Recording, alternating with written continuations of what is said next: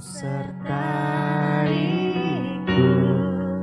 dengan roh kebenaran untuk ceritakan kasih-Mu. Sekali lagi kau bisikan aku, Kau bisikan aku nada-nada cinta-Mu.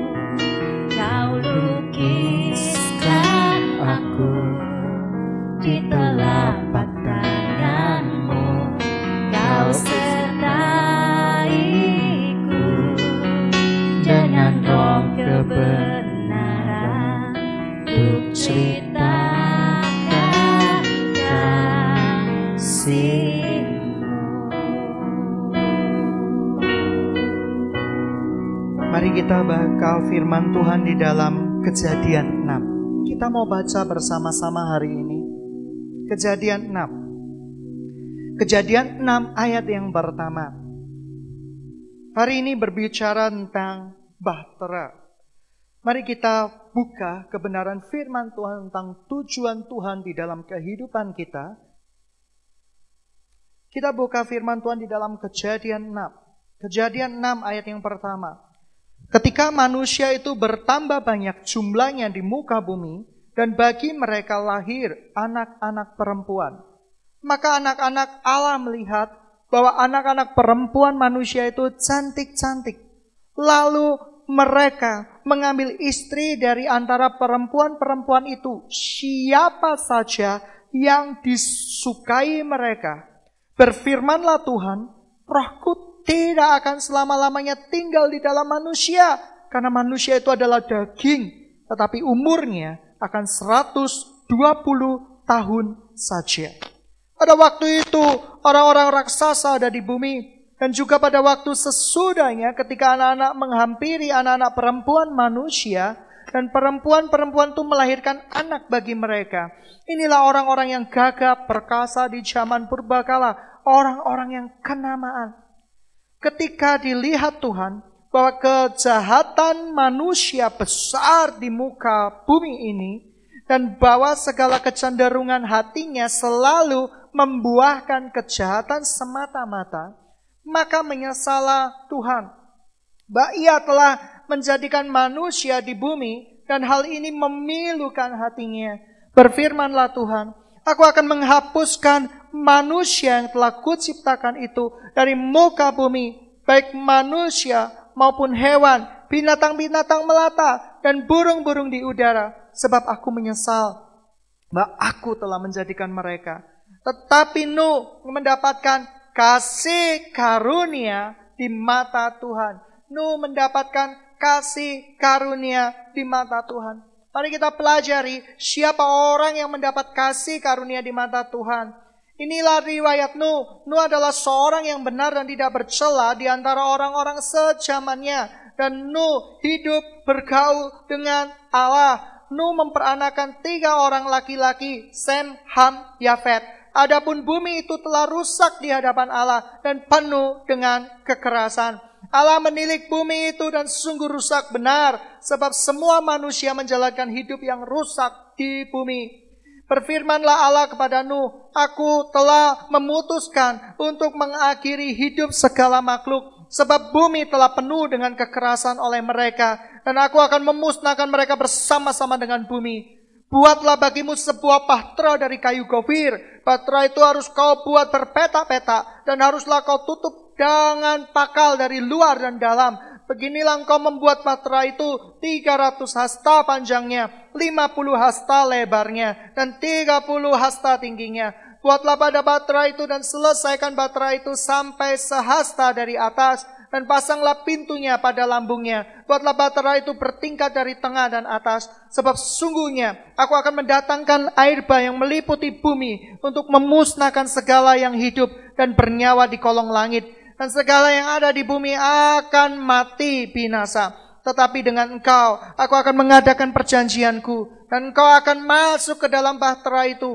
Engkau bersama-sama dengan anak-anakmu, istrimu, dan istri anak-anakmu. Dan segala yang hidup dari segala makhluk semuanya haruslah kau bawa satu pasang ke dalam bahtera itu, supaya terpelihara hidupnya bersama-sama dengan engkau. Jantan betina haruslah kau bawa.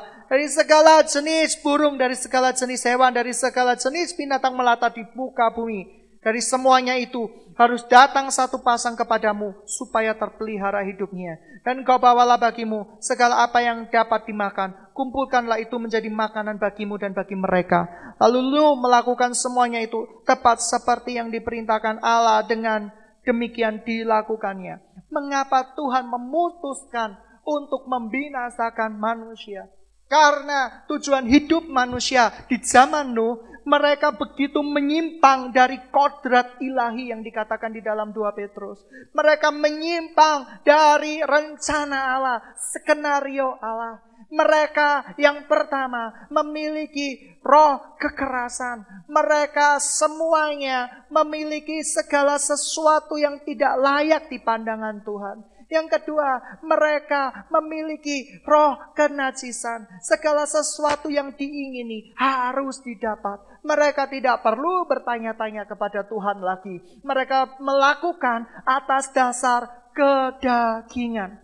Sidang jemaat yang dikasihi Tuhan, segala sesuatu yang di luar rencana Allah itu adalah rencana dari setan, rencana dari daging. Dan oleh karena itu Tuhan tidak suka, karena roh dan daging tidak bisa bercampur. Roh adalah roh, daging adalah daging. Dan kecenderungan hati manusia di zaman Nuh adalah berbuat jahat semata-mata. Mereka selalu berlari kepada kejahatan. Begitu banyak anak-anak Tuhan. Sekian lama kita hidup di dalam rencana Tuhan, di dalam panggilan Tuhan. Tapi berapa banyak kita sadar, kita sudah melenceng dari rencana Tuhan, jikalau kita mengikuti pola pikir daging kita yang salah. Pola pikir daging kita adalah berbuah kejahatan semata-mata. Ketika ada hamba Tuhan di mimbar, mengutarakan kebenaran firman Tuhan, yang diambil bukan kebenaran firman Tuhannya. Kata demi kata, jangan-jangan hamba Tuhan itu berbuat salah kata demi kata, dan saya akan menyerang dari kata demi kata itu. Tetapi begitu banyak orang yang unik. Firman Tuhan yang dibagikan gak diterima, tetapi kata demi kata disorot. Saya pernah berkata, gereja bukanlah lampu-lampu seperti ini. Saya tidak terlalu suka lampu-lampu seperti ini. Tetapi ketika ada orang-orang berdiskusi sama saya, kok ini untuk keperluan drama, untuk keperluan untuk memperteguh sebuah suasana, asal kita tidak bergantung dengan lampu-lampu itu, boleh nggak beli? Oh ya udah, boleh beli.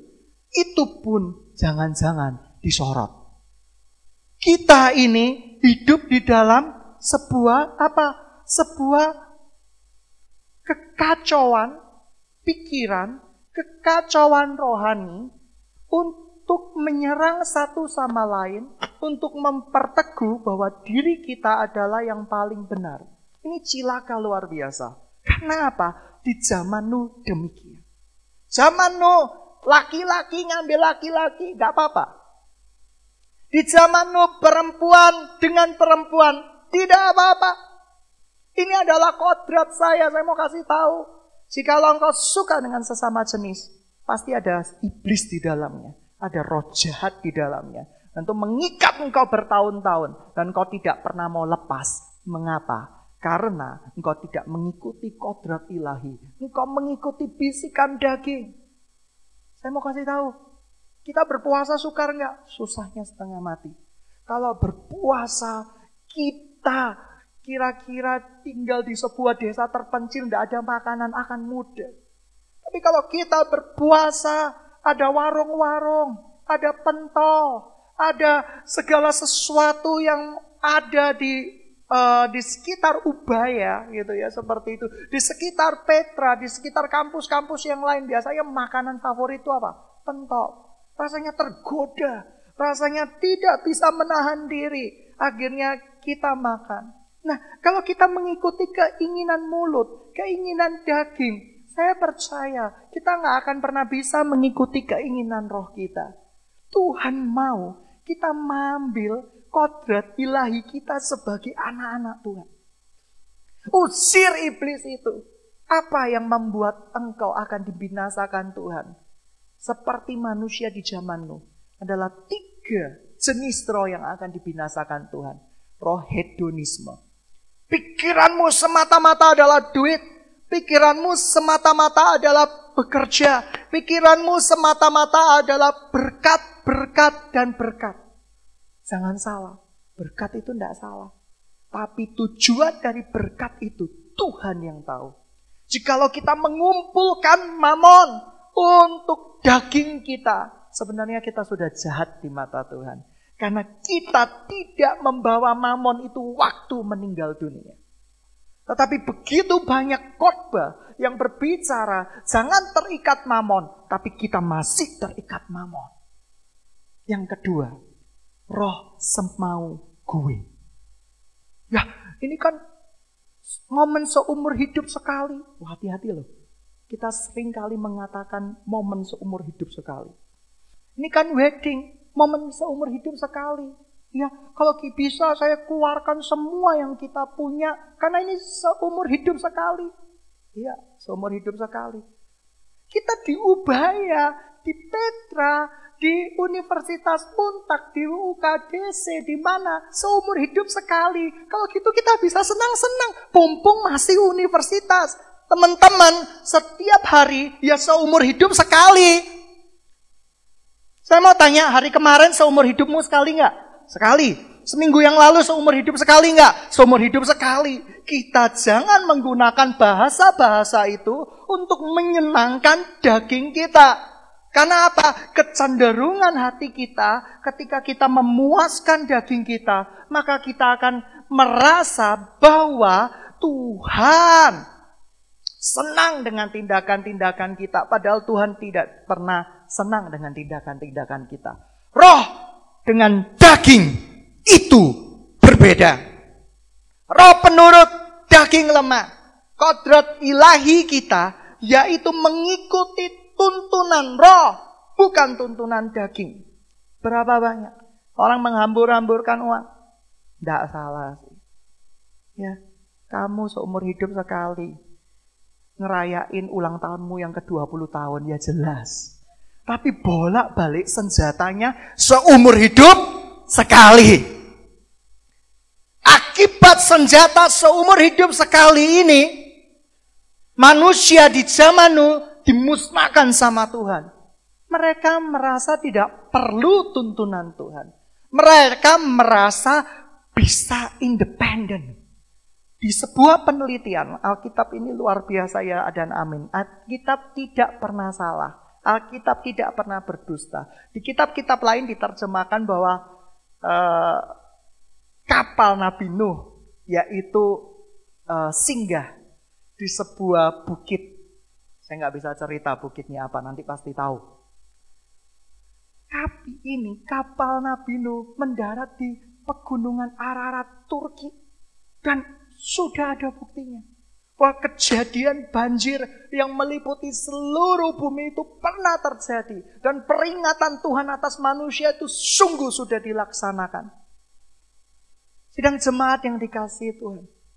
Tidak salah bekerja. Manusia harus bekerja. Amin. Amin. Mengapa Tuhan mendatangkan air bah? Karena ia rindu. Tujuan hidup yang rusak dari manusia, yang kecenderungan hatinya berbuat semata-mata adalah berbuat jahat, itu diluruskan kembali menjadi tujuan awal penciptaan. Bahwa bumi ini harus penuh dengan kemuliaanku. Bahwa bumi ini harus sesuai dengan kerinduanku. Sidang jemaat yang dikasihi Tuhan, kita tidak bertanggung jawab di hadapan Tuhan. Bapak Ibu rohani, ketua-ketua Rekom, Anda tidak bertanggung jawab kepada Tuhan. Ketika anakmu buat dosa, anakmu buat salah, engkau tidak tegur. Supaya menjadi predikat ibu bapak rohani yang terkalem dan terbaik. Didik anakmu. Pukul anakmu ketika anakmu salah. Supaya dia mengerti didikan Tuhan. Seringkali kita membiarkan masih kecil. Lama-lama tambah besar loh anak-anakmu. kita bertanggung jawab untuk mendidik anak-anak jasmani dan anak-anak rohani kita untuk takut akan Tuhan. Sebab tanpa takut akan Tuhan, maka kita sebenarnya membiarkan benih-benih iblis, pikiran-pikiran iblis bertumbuh di dalam hidup anak-anak rohani dan jasmani kita. Larangan itu harus tegas. Larangan itu tidak boleh separuh-separuh. Seperti politisi saja. Larangan itu ya, tidak. Jangan seperti ini. Menurut kakak, menurut Cece, sebaiknya jangan. Tapi lek kamu mau, ya kamu punya hak prerogatif. Itu tidak jelas. Jangan. Kamu akan masuk di dalam dosa. Tetapi ketika sudah dikasih tahu jangan, tetapi mereka tetap melakukan, cuci tanganmu. Artinya apa? Kau tidak terbawa-bawa dengan dosa orang itu lagi. Sudah selesai kau memperingatkan mereka. Teman-teman yang dikasihi Tuhan. Sidang jamaat yang dikasihi Tuhan. Nabi Nuh ketika mendapatkan perintah Tuhan. Kurang lebih umurnya 480 tahun. Dan air bah itu terjadi kurang lebih sekitar 600 tahun. Artinya apa? Artinya bahtera itu dibuat 100 sampai 120 tahun lamanya. Dan 100 sampai 120 tahun lamanya Nuh berkhotbah, Nuh memberitakan kebenaran. Maka Tuhan kita tidak memberikan kesempatan bagi kita untuk berbalik dari jalan-jalan kita yang jahat. Apakah Tuhan kita tidak lebih berharga daripada teman-teman kita? Seringkali kita mengikuti tuntunan nasihat orang fasik. Tuntunan yang mengarahkan kita untuk membenarkan daging-daging kita. Oleh karena itu Alkitab mencatat, jangan mengikuti nasihat tuntunan orang fasik. Orang fasik bukan berarti orang yang tidak ada di gereja. Orang gereja pun bisa menjadi orang fasik. Ketika kita mengabaikan kebenaran-kebenaran Tuhan. Nuh diberikan kesempatan 120 tahun. Kasih karunia di Kejadian. Salah satunya di Nuh.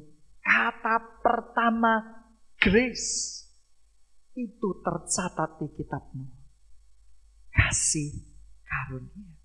Kasih karunia bukan berarti kau bebas melakukan semua dosa. Kasih karunia berarti engkau diberi kesempatan untuk bertobat dan mengikuti jalan-jalan Tuhan. Sidang jemaat yang dikasihi Tuhan, di dalam setiap perbudakan akan dosa, pasti ada kuasa gelap di balik semuanya itu. Mengapa orang cenderung hatinya berbuat jahat? 120 tahun Nuh memberitakan kebenaran. Yang percaya siapa? 120 tahun berkhotbah. Hasilnya siapa? Anak mantunya. Anak mantunya. Yang lain gak percaya.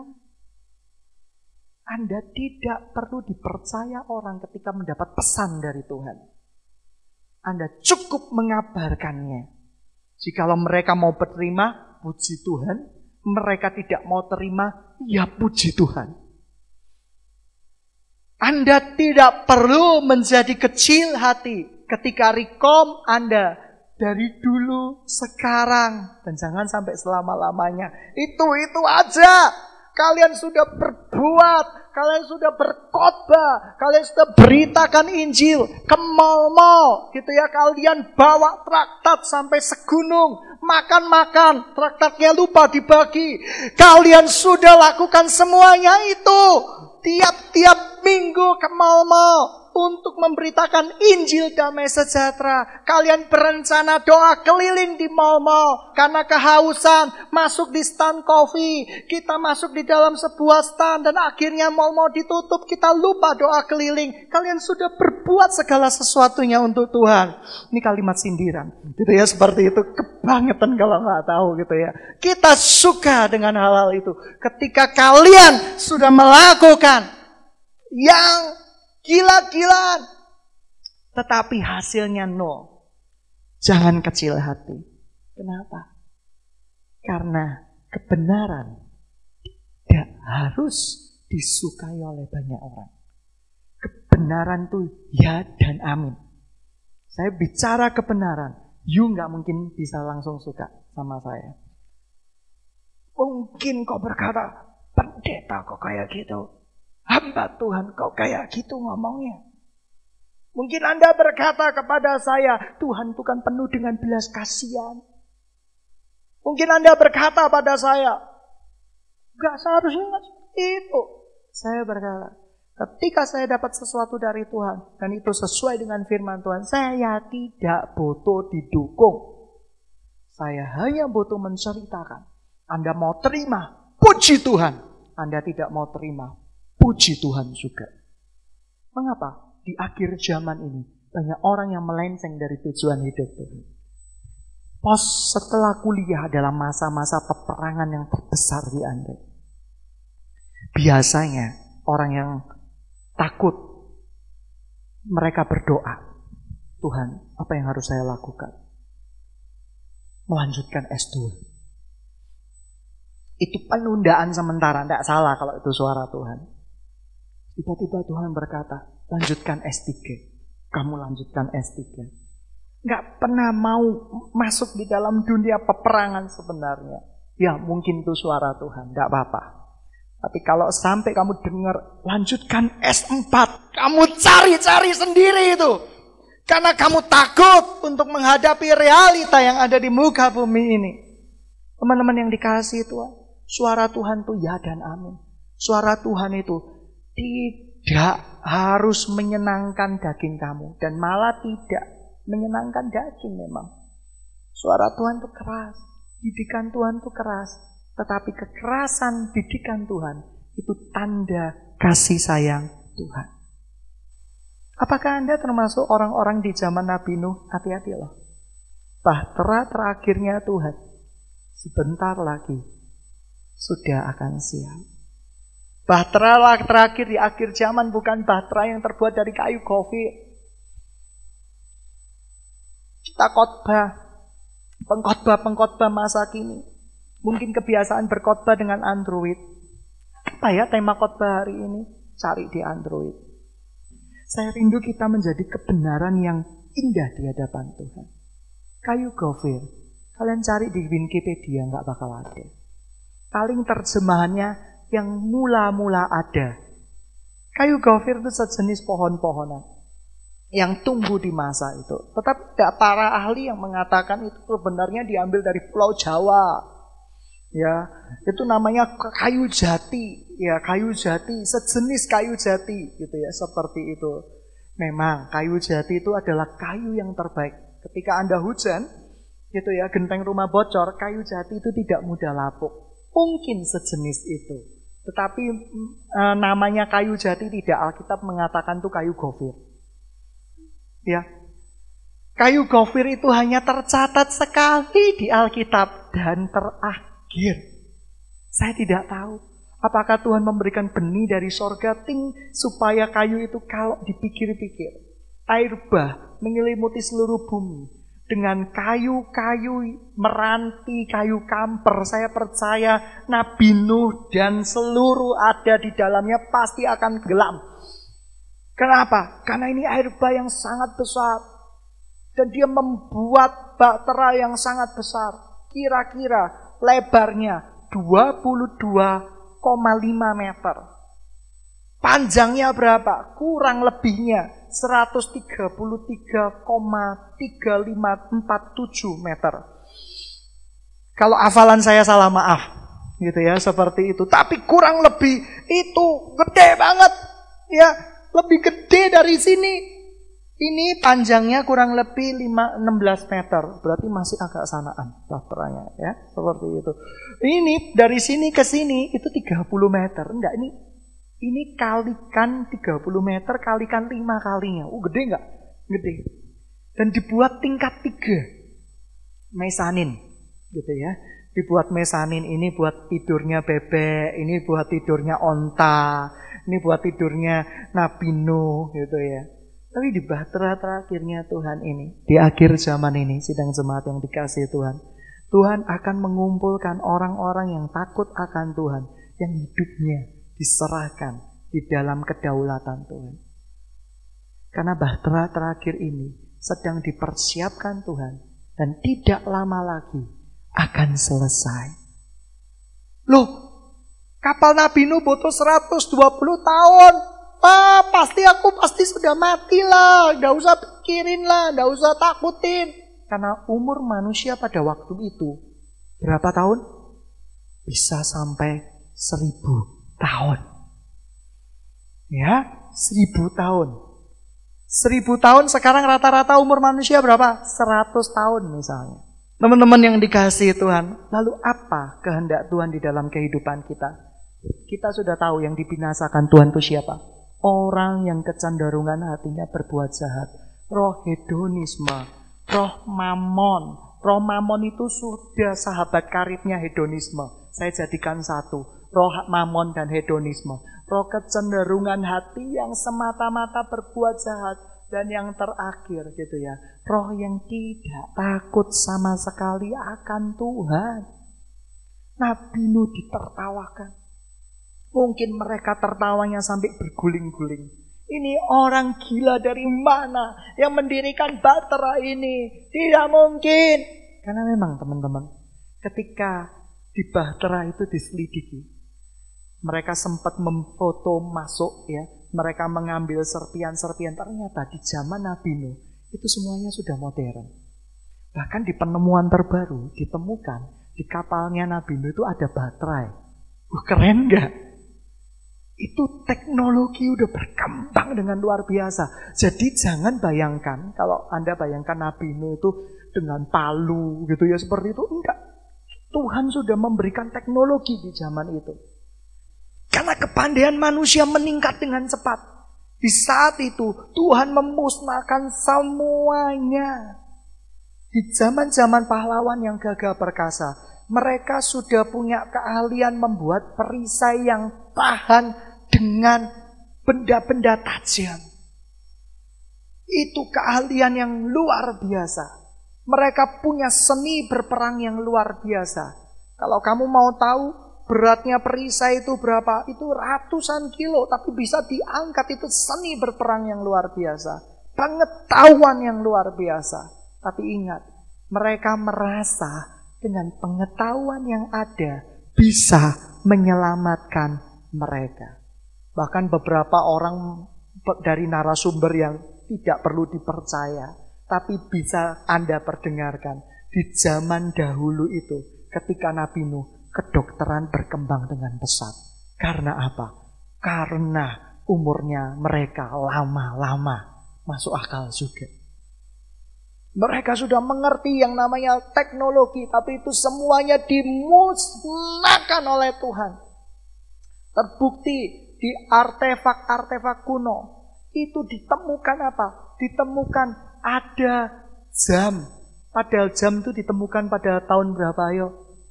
Telepon ditemukan pada tahun berapa? Mungkin zaman dahulu adalah seperti zaman sekarang. Hanya pakaiannya yang berbeda. Mungkin kita merasa, kita bisa lihat detak jantung kita dengan handphone tertentu. Aman. Kita bisa mengamati tensi kita dengan handphone tertentu. Aman. Kita bisa ngerti pasangan kita di mana, teman kita di mana, anak-anak kita di mana. Dengan apa? Dengan kamera pengintai. Aman.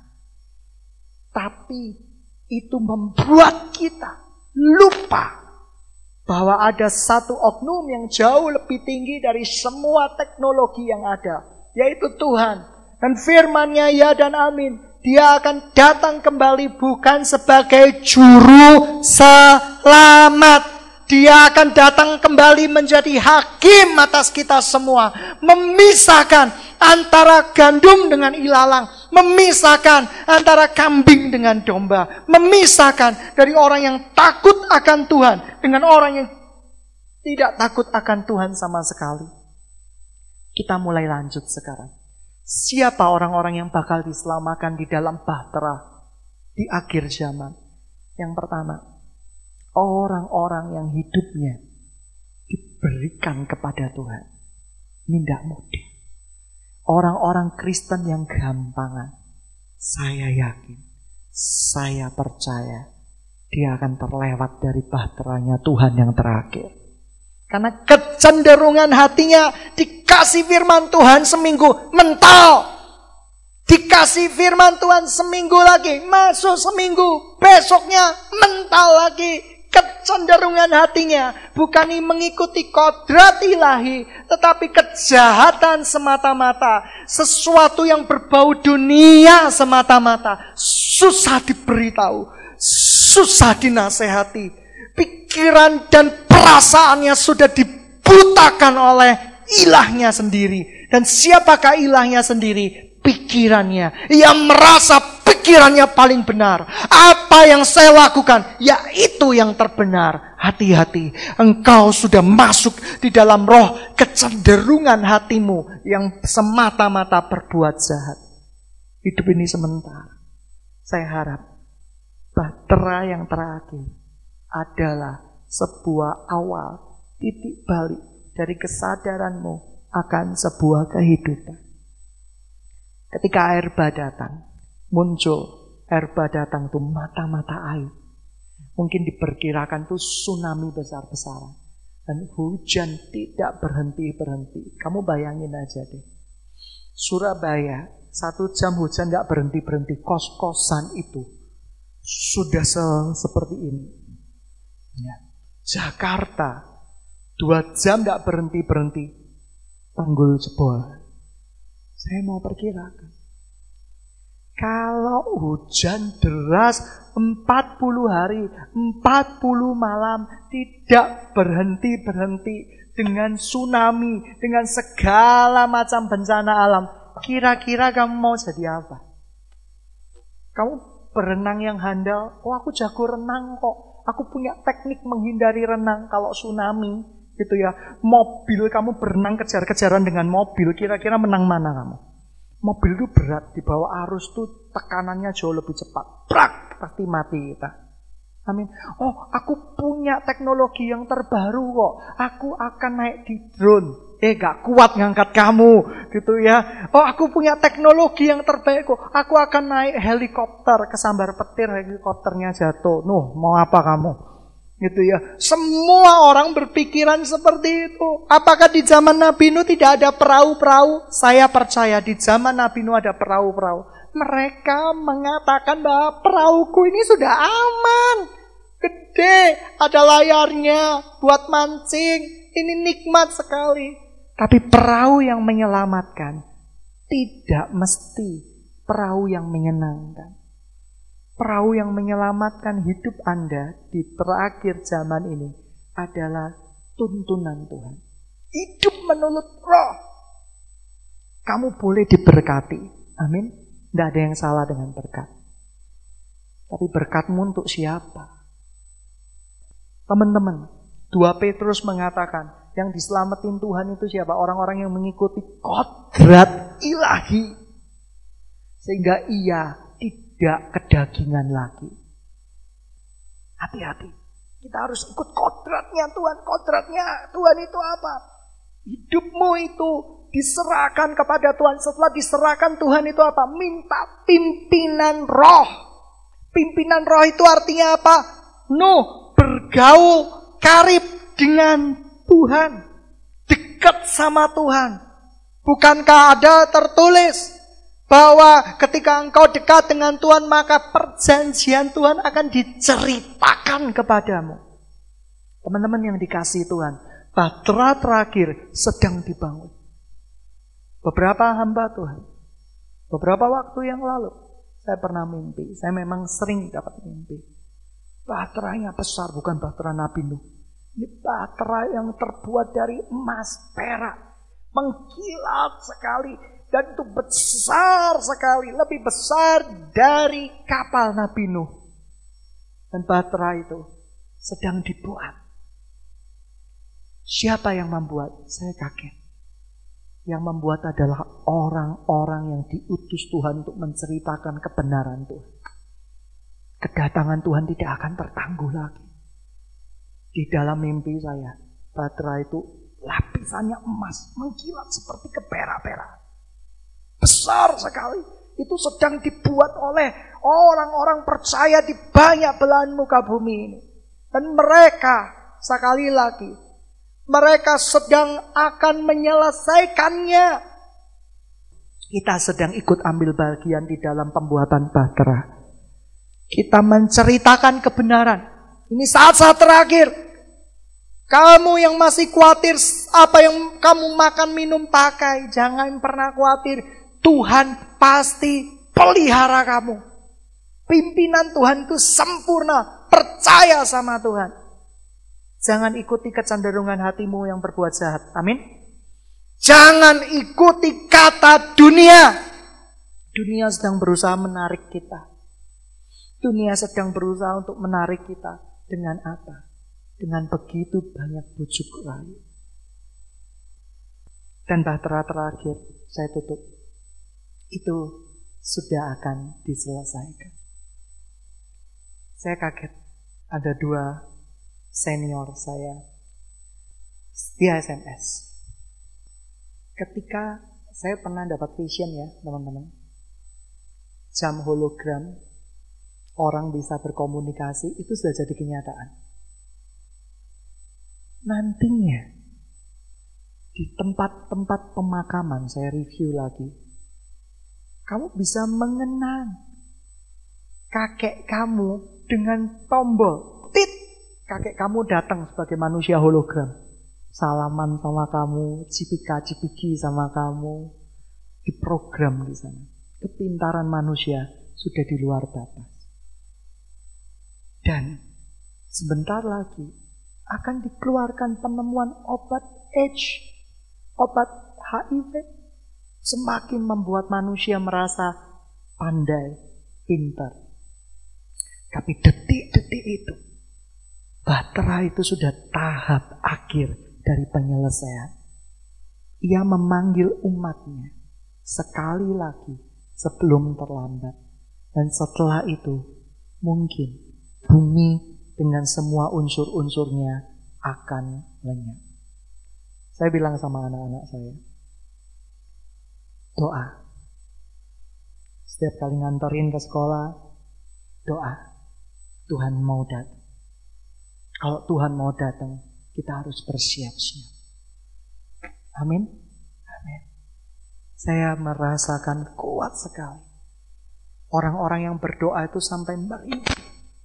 Begitu besar hari Tuhan yang dahsyat itu akan menimpa hidup kita. Tapi orang-orang yang hidupnya dipimpin oleh Tuhan tidak dibiarkan binasa.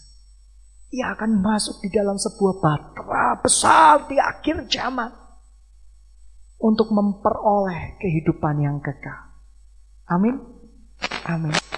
Sudahkah siapkah kamu memasuki bahtera di akhir zaman ini? Sudahkah hidup kamu memberikan diri kepada Tuhan? Lalu bagaimana aku mengenali kehendak Tuhan? Hiduplah oleh Roh. Biarkan Roh Kudus memimpin, membimbing kamu. Kamu akan diberitahukan jalan-jalannya. Saya berharap mulai hari ini hidup di dalam pimpinan Roh Tuhan. Tuhan akan membawa kamu ke sebuah kepelatihan yang lahir. Dan Tuhan tidak akan pernah mengecewakan engkau. Percaya kepada Tuhan. Jikalau engkau masih studi di Ubaya Petra, UKDC, Untak, atau Unitomo, atau manapun juga, berbahagia kamu. Tetapi sambil engkau berkuliah, minta tuntunan Tuhan. minta tuntunan Tuhan. Tujuan hidup yang benar adalah tujuan hidup yang menceritakan kasih Tuhan. Itu yang pertama. Tujuan hidup yang benar adalah tujuan yang mau dibimbing, dituntun oleh Tuhan. Bukan mengikuti keinginan daging. Itu yang kedua. Yang ketiga, tujuan hidup yang benar adalah tujuan hidup yang memiliki garis akhir yang sama dengan rencana Tuhan. Apakah garis akhir yang sama dengan rencana Tuhan itu? Yaitu pertobatan banyak jiwa-jiwa. Jikalau kau mendirikan sekolah, tapi kamu tidak menyelamatkan jiwa-jiwa, kamu sedang dipertanyakan. Kalau kamu mendirikan sebuah pelayanan Alkitab, tapi kamu tidak menceritakan kasih Tuhan, kamu sedang dipertanyakan. Kalau kamu mendirikan panti-panti asuhan cuma dibuat untuk memenuhi kebutuhan kita akan emosi-emosi kasih, engkau sedang dipertanyakan. Kita tidak butuh emosi-emosi kasih, kita butuh jadi kasih itu sendiri. Amin. Kita butuh jadi kasih Tuhan itu sendiri. Dan yang terakhir, para pemain musik. Hari ini Tuhan mau bebaskan kita. Kita biarkan Roh Kudus bekerja di dalam kehidupan kita. Amin. Amin. Saya melihat begitu banyak roh pengikat yang mengikat Anda dengan dunia ini. Tanpa Anda sadari. Tapi ketika kita berseru di dalam nama Yesus, saya percaya Tuhan akan mendengarkan doa-doa kita. Mari kita tundukkan kepala kita. Sidang jemaat yang dikasihi Tuhan, kita sudah menerima kebenaran firman Tuhan tentang orang-orang yang dibinasakan di zaman Nuh. Mereka yang hidupnya hedonisme, materialisme, hidup dituntun oleh keinginan mereka sendiri. Kecenderungan hati mereka berbuat jahat semata-mata. Mereka memiliki roh yang tidak takut akan Tuhan sama sekali. Saya tidak tahu apakah engkau dan saya adalah orang-orang yang termasuk di dalam orang-orang zaman Nabi Nuh itu. Apakah hidupmu hanya memuaskan ego dan ambisimu? Pernahkah engkau menyalipkan dagingmu? Atau bahkan kau tidak pernah sama sekali? Jikalau engkau tidak pernah sama sekali menyelapkan daging kamu, maka roh kamu gak akan keluar. Hidupmu tidak akan pernah dituntun oleh roh Tuhan. Dan ketika kamu tidak pernah dituntun oleh roh Tuhan, kebinasaan itu pasti. Sebab mengikut Tuhan bukan hanya memperkatakan nama Tuhan, tapi menjadikan Tuhan segala-galanya di dalam kehidupan kita. Jikalau engkau memiliki anak-anak rohani, tapi engkau tidak mendidik mereka, dosanya akan ditanggungkan kepadamu. Jikalau engkau tidak segera mendidik anak-anakmu di dalam takut dan pengenalan akan Tuhan, maka di bahtera yang terakhir itu engkau akan dipisahkan dari anak-anakmu. Engkau akan dipisahkan dari saudara-saudaramu. Mungkin hanya engkau yang diselamatkan. Terakhir mereka terbawa oleh arus air bah yang sangat dahsyat itu. Sidang jemaat yang dikasihi Tuhan, hari ini Anda memulai tentang tujuan hidup. Tujuan hidup haruslah kita mengerti. Tujuan hidup Tuhan akan kita mula-mula. Engkau punya darah sorgawi. Tapi darah sorgawi itu ketika engkau sadar, bagus, luar biasa. Ada tahapan kedua ketika engkau sadar. Hidupmu dipimpin oleh Roh Kudus. Hidupmu dipimpin oleh pimpinan Roh Kudus. Dan yang terakhir, Apakah Anda sudah siap untuk menjadi orang-orang yang masuk di dalam bahtera Tuhan? Kalau Anda sudah siap, Anda mau hari ini juga dipimpin oleh Roh Kudus untuk melakukan karya-karyanya.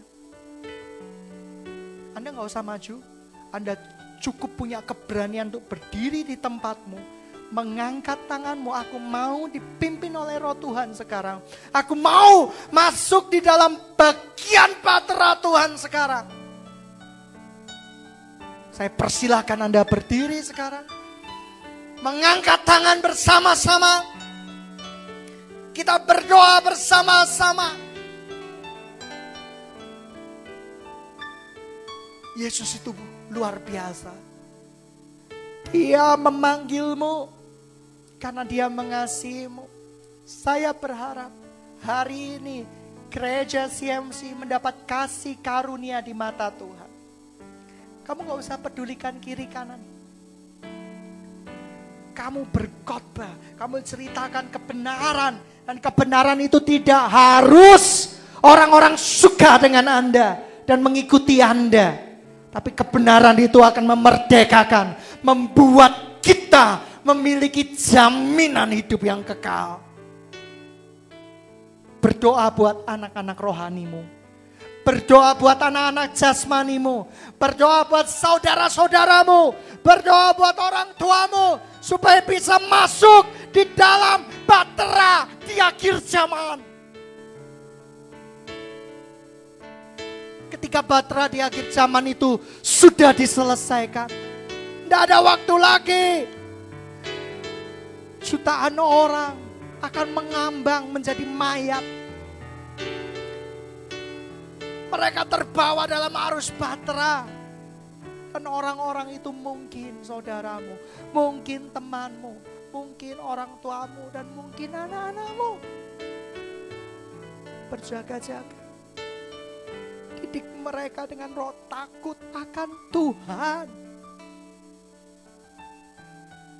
Didik mereka dengan ketaatan kepada Tuhan. Dan orang-orang yang ada di bahtera itu adalah orang-orang yang mau menjadikan Tuhan Yesus menjadi permata surganya.